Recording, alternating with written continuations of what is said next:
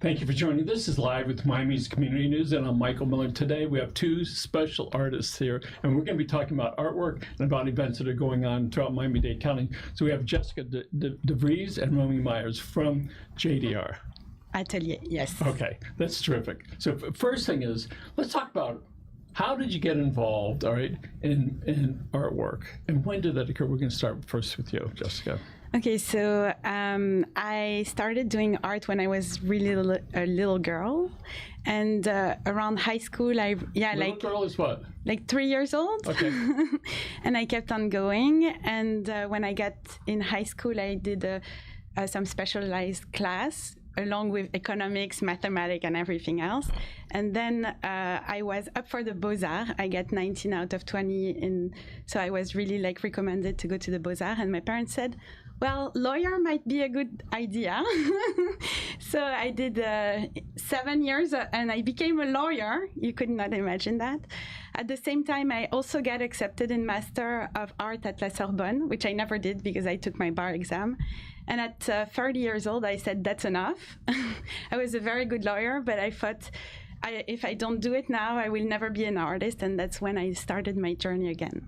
Okay, this one, so from 3 to 30, right? Yeah. And then that's it. So, Romi, why don't you tell us about yourself?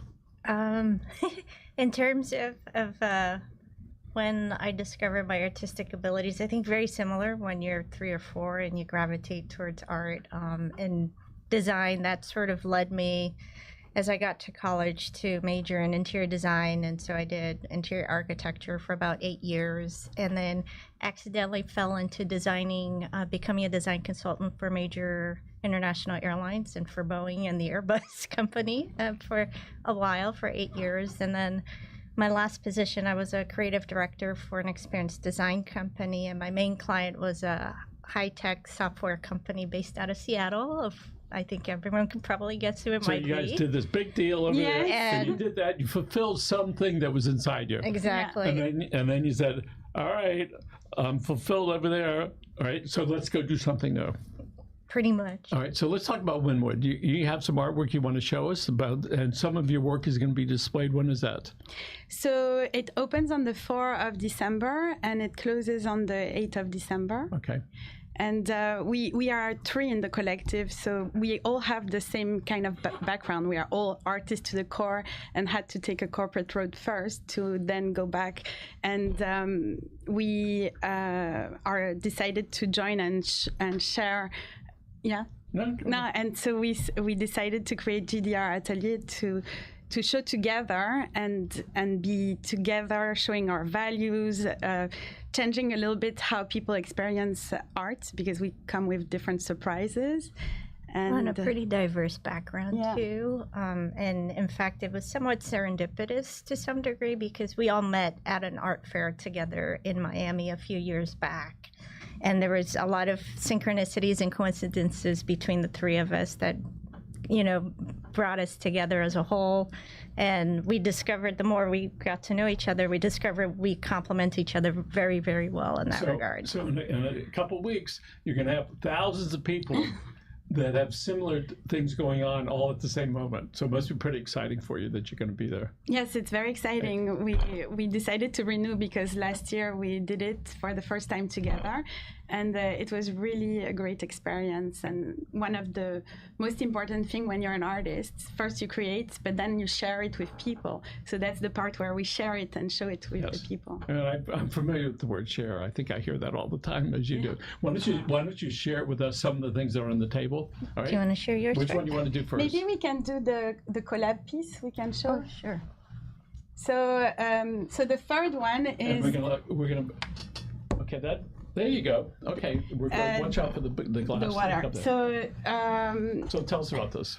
So this one, you can see really we have 3 distinct styles. And so the behind is Cupcake Sprinkle is a photograph that I made. And then you have the little lollipops. So it's an ATM basically. That is Romi. And then on the top you have the fish and the love, which is Danielle Marin, who's the 3rd one of JDR Atelier. And then Romi created like a special effect that we really see the. You want to explain that? Oh, sure. So as part of this collab effort, Why don't you move so we can look at it? And here we are. There you go. All right, perfect. There you go.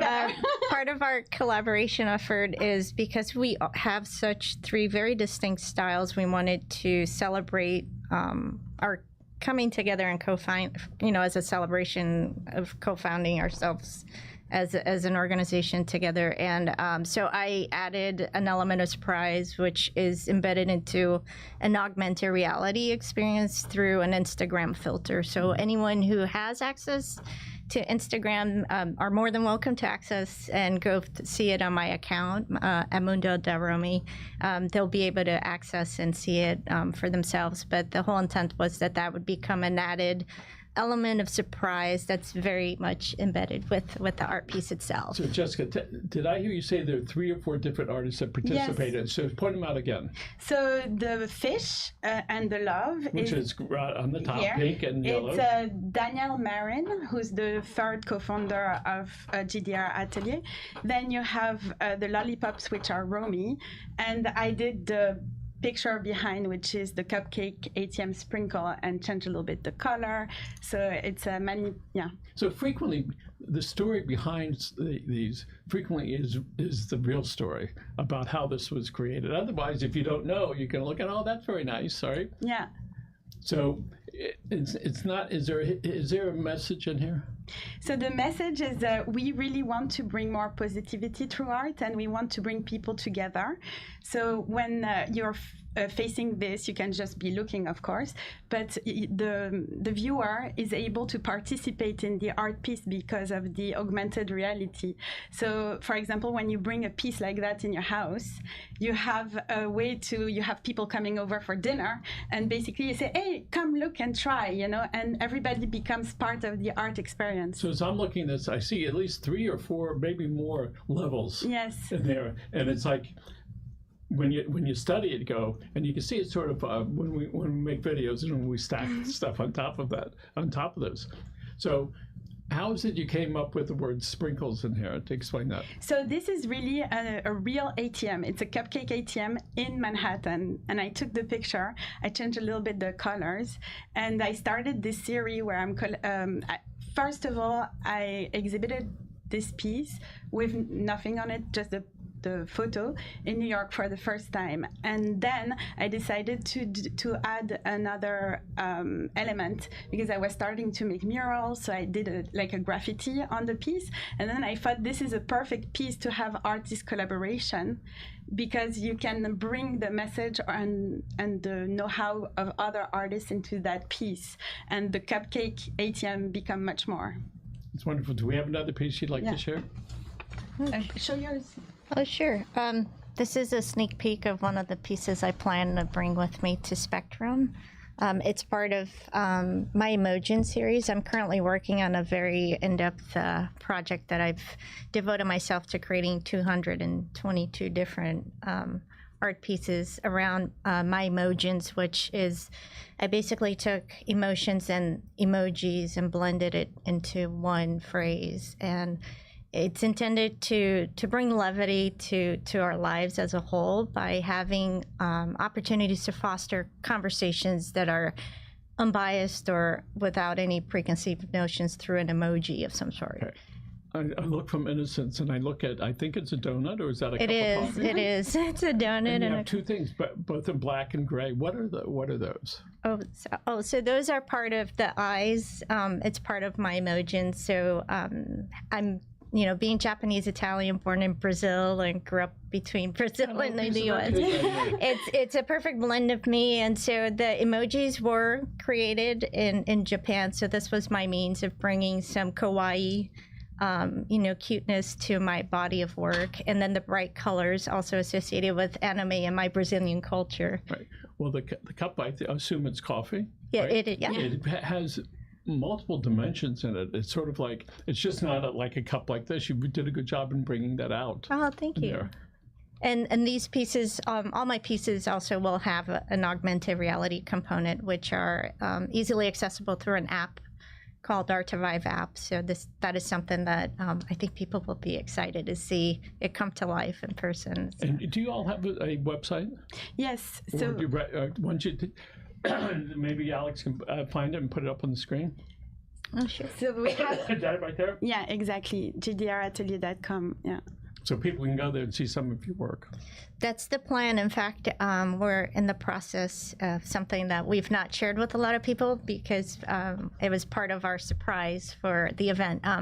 We do have plans on introducing our first virtual gallery space to also, that will be accessible through our website so that everyone can see a broader body of work that the three of us have. So both of you, from age 3 or so, knew this is what you wanted to do.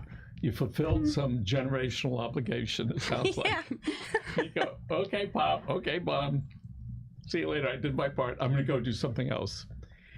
When did you, Jessica, realize that you were gonna finish up the first phase and get on to the next, and you knew it was gonna be an absolute thing? I said, So I knew before starting law school, like from the first day of university in Paris.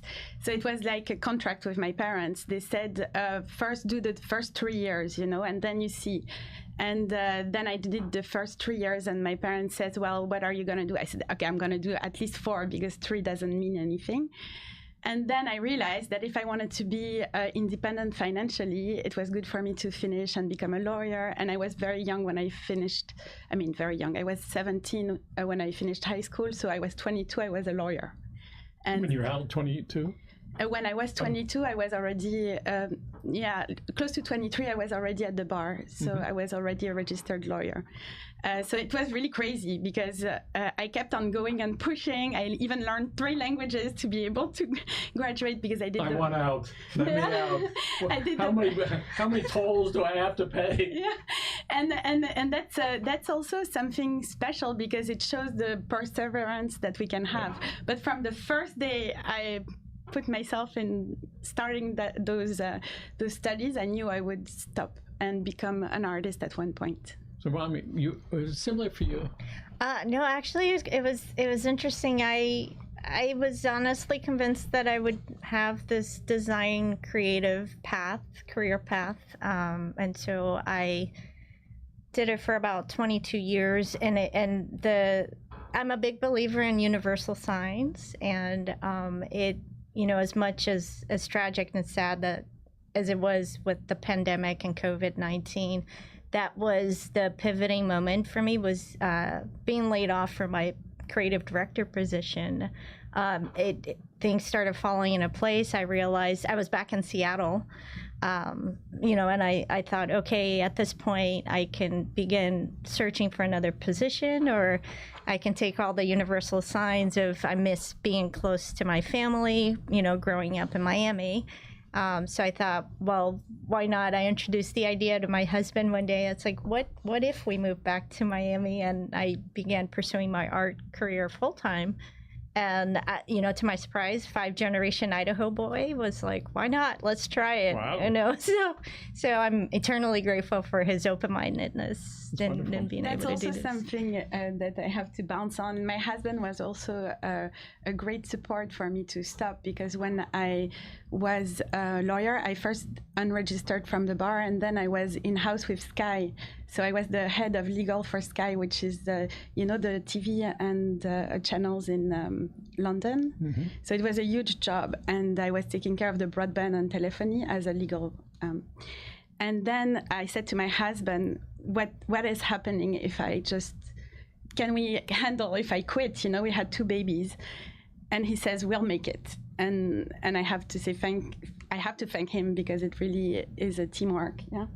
Mm-hmm. So what is it like living, if not your dream, on that journey? I'm sorry? What is it like if you're not living your dream, but you're on that journey? What is that like for you personally? Oh gosh, that's such a great question. I don't know. It's. I don't know that I have an answer. Oh man, Jessica. I think it's great because we have. As artists, we need to have a lot of courage and perseverance, because it's not straightforward, and it's a very special journey because you really put your heart and soul into it. It's like a true blank canvas. Yes. You know. So we realize and we acknowledge that we're privileged to have given ourselves the chance to do it. But it's I think it's great because it's just surprises and discovery all along the way, and we just keep on growing. And because we are creative, we have always ideas and more ideas and crazier ideas and bigger ideas. So we have a lot to give. When you create pieces, do you see that there's a connection to social issues or cultural issues? And if it's so, is that important to you? For me, and for I let her speak after, but definitely super important. So all my work is about people and places and the way we interact with each other. I'm also a big supporter of women empowerment and championing every woman, the one that stays at home, the one that works part-time, the one who's a career woman. And so my art is used to share my ideas. And if I have to make a point, I will put it in one of my art pieces. But for the greater good and positive forward. And do you when you do some art, are there frequently messages in there that you hope that people can see it? That's such a great question, specifically for my body of work, because I've in recent months, I've begun to incorporate. I have a neurological condition that's called synesthesia. I don't know if you're familiar with it. So it's a neurological condition where, and I thought this was normal for everyone until about 17 years ago, where I see letters and numbers in color. So even though, like, for example, you might see it written in black, I can see it in black, but in my mind's eye, it's a different color. And that's how I used to memorize friends' phone numbers. So I do incorporate some subtle messages, but more often than not, they're very positive into the color palette of each specific composition relative to my mood or my thought process at that moment in time. If somebody looks at this piece right here, you did this one, right? Mm-hmm. What do you want them to walk away with? My goal has always, especially with my body of work, has been to be part of the solution and not part of the problem. I think it's human nature for us to focus very frequently, more often than not, especially in this day and age, on the negative side of things, and we fall short in seeing the silver lining of things that can be good, right?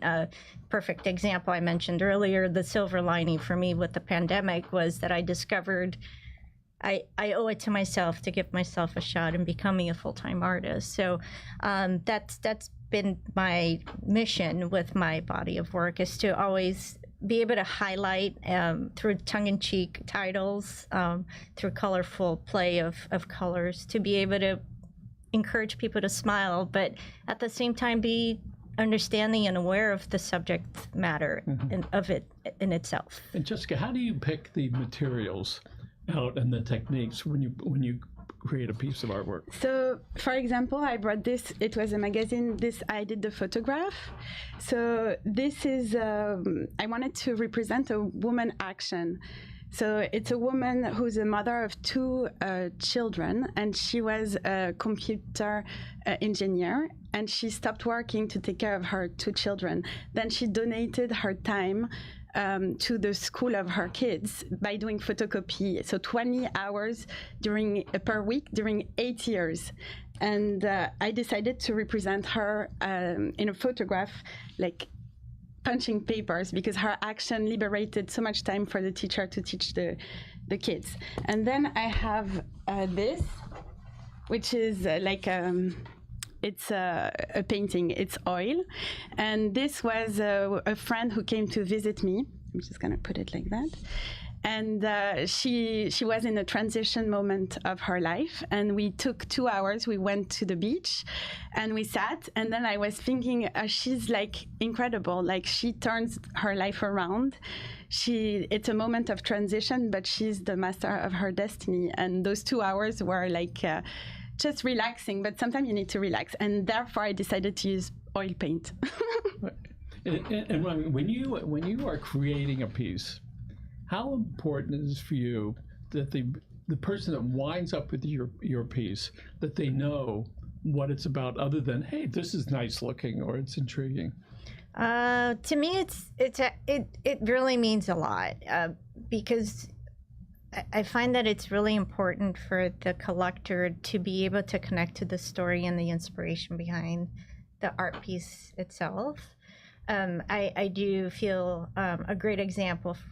Last year during Spectrum, I had a gentleman that approached me about an art piece I had created, and he fell in love with the augmented reality component, and he's like, I love it, but he immediately said, I'll buy it, but for half off.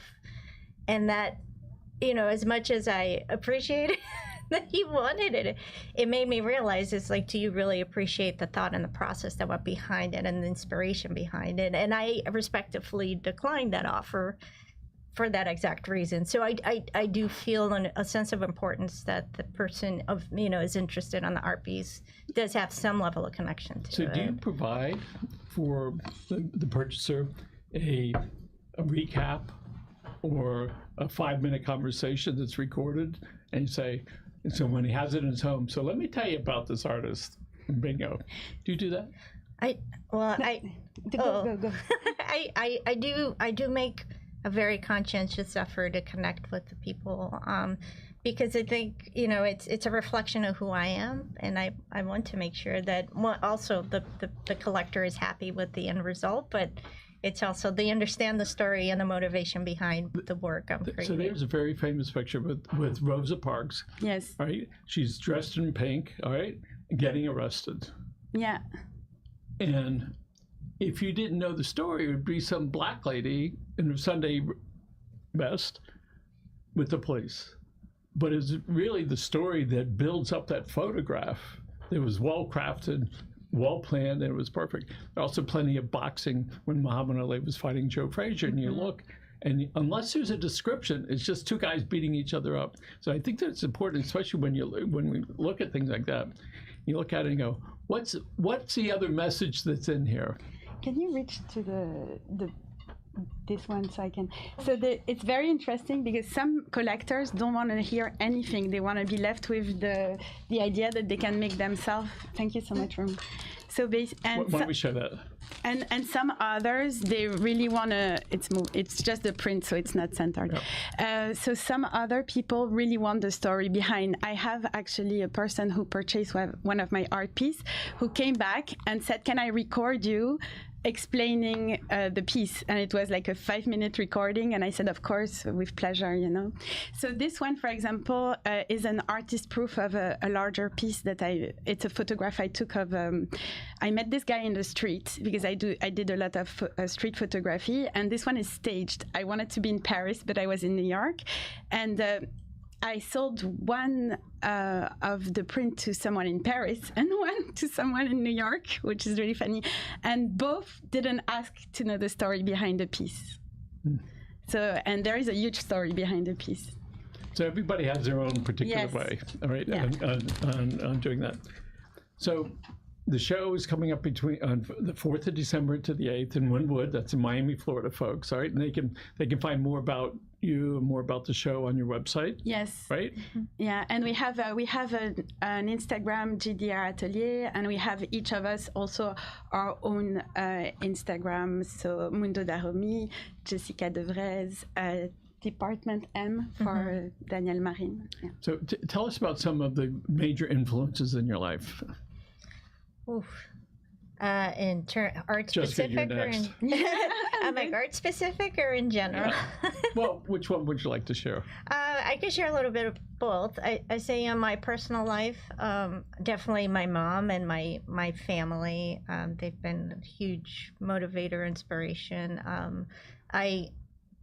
For my Italian side, I have a history of great aunts being well-known oil painters in Brazil, and on my Japanese side, I have some well-known painters from Japan, and so that's always been a good inspiration of becoming a better, artist every day. And then in terms of the art style that I have, it's really highly influenced by the super flat movement, which was a term coined by Takashi Murakami, where he does a lot of the flowers and, very manga, anime, kawaii. You're proud of your family's history, aren't you? Oh, no. It's, so. That's terrific.